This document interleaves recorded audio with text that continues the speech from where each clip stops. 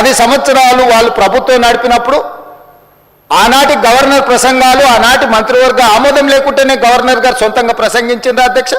వాళ్ళ గవర్నర్ వ్యవస్థ మీద నమ్మకం లేకపోవచ్చు, మహిళల పట్ల గౌరవం లేకపోవచ్చు. ఆనాటి గవర్నర్ గారిని వారు కించపరిచిండ్రు, అవమానపరిచిండ్రు, అసహ్యకరమైన భాషలో తిట్టిండ్రు అధ్యక్ష. ఇట్లాంటి సాంప్రదాయాలకు కాంగ్రెస్ పార్టీ వ్యతిరేకం, మా ప్రభుత్వం వ్యతిరేకం అధ్యక్ష. మేము ఇట్లాంటి తప్పులు చేయం. గవర్నర్ వ్యవస్థను గౌరవించే బాధ్యత మాది. మనం రాసుకున్న రాజ్యాంగం అధ్యక్ష, ఇది మనం తెచ్చుకున్న రాజ్యాంగం అధ్యక్ష.